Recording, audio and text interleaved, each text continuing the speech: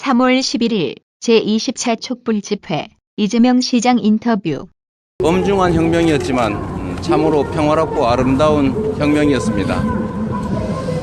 인류사 이래 이번 혁명처럼 희생 없이 평화롭고 또 아름답게 이루어진 혁명은 없었을 것으로 생각됩니다.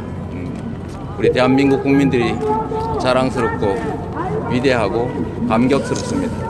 지금 박근혜 대통령이 파면 결정이 난 이후로 6시간 동안 아무런 입장도 발표하지 않고 있는데요. 이 부분에서 본인으로서는 도저히 납득할 수도 없고 또 받아들이기도 어려울 겁니다. 그러나 대한민국 헌정 질서를 그나마 존중한다면 지금 즉시 퇴거하는 것이 옳고, 대통령이라고 하는 권한과 지위를 누렸던 만큼 본인이 저지른 범죄 행위에 대해서 우리 국민들과 동일하게 즉시 수사를 받고 그에 상응한 처벌을 감수해야 합니다. 그런데 지금 오늘 헌재 결정문을 보면 세월호 사고에서의 직무 불성실은 탄핵 소추 대상이 아니다라고 말을 했거든요. 이 부분에 대해서는 어떻게 보십니까? 대통령에 대한 탄핵은 원칙적으로 공무원 파면과 같은 성격을 가지는 것인데, 공무원이 성실 의무를 위반했다고 하는 것 자체는 명백한 파면 사유이고, 또 중대한 수백 명이 죽어가는 현장을 지켜보지도 않고 이탈해 있었다고 하는 것은 저의 판단으로는 분명한 탄핵 사유에 해당이 된다고 봅니다. 이것을 탄핵 사유에서 제외한 것에 대해서는 결론은 동의하지만 이 사유를 탄핵 사유에서 제외한 데 대해서는 아쉬움이 있습니다. 이번 박근혜의 탄핵 결정이 이 촛불혁명의 끝이 아니라 새로운 대한민국, 공정한 나라 건설을 위한, 그리고 적폐청산을 위한 첫 출발이라는 점을 분명하게 하고 싶습니다. 지금까지는 과거 청산을 위해서 총력 질주해 왔다면 지금 이 순간부터는 새로운 미래를 위해서, 공정한 새 나라를 위해서 온 국민이 힘을 합치고 또 함께 나아가야 할 때입니다. 아마도 촛불에 집중했던 우리 민심이 이제는 미래를 설계하기 위한 이번 선거 과정에 관심을 집중하게 될 것이고, 상당한 변화가 있을 것으로 생각합니다. 촛불혁명의 첫 순간부터 마지막 순간까지 함께했던 정치인으로서 기본과 원칙을 잃지 않고 초지일관 성실하게 최선을 다하도록 하겠습니다. 지금 이제 극우 반대 세력들이 시위를 하시면서 2명이 사망하고 이제 사상자 계속 나오고 있는데, 이제 그런 분들도 사실 대선 전국이 되면은 모두 끌어안는 그런 것도 필요한데요. 거기에 대해서는 어떻게 대처하실 것인지. 민주주의 국가에서 각자가 정치적 의사를 밝히고 또 집회 시위를 통해서 자기의 뜻을 펼치는 것은 국민의 기본적 권리입니다. 헌재의 결정이 어떻게 나든 또 그 의견에 찬성하는 사람, 또 반대하는 사람은 자신의 정치적 의사를 얼마든지 밝힐 수 있습니다.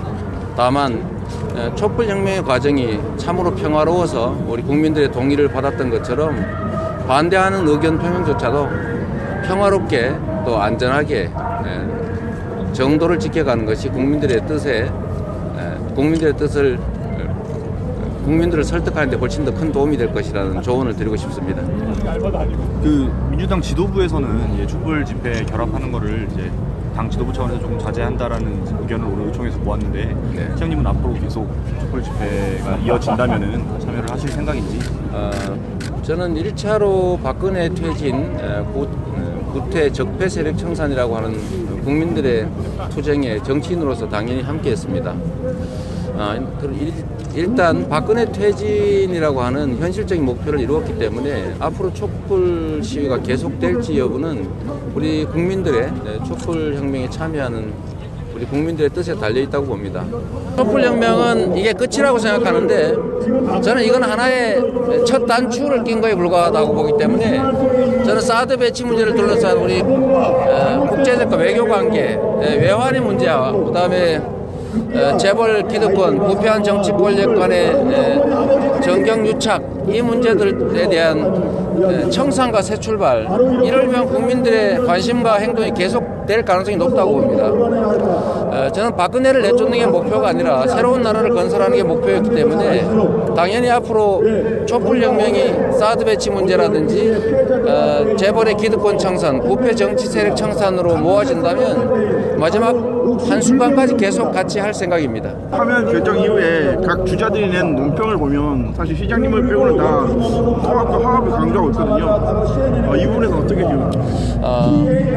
당연히 국가는 하나의 공동체고 통합을 위해서 최선을 다해야 됩니다. 대통령의 역할, 정치의 역할의 가장 큰 몫이 바로 국민을 통합하는 것이죠. 근데 그 통합은 봉합과는 구분되어야 됩니다. 우리가 70년 우리 민주공화국의 역사에 있어서 이 부정하고 부패하고 헌정을 유린하고 국민을 살해했던 그 적폐 세력들에 대해서 통합의 이름으로 봉합하고 그냥 넘어왔기 때문에 지금의 이 나라가 여기까지 왔습니다. 그래서 청산할 것은 청산하고 잘못된 것은 잘못으로 규명하고 책임 물을 것은 책임을 묻는 위에 우리 온 국민들이 새로운 질서로 함께 나아가도록 하는 그야말로 제대로 된 통합을 해 나가야 된다고 생각합니다.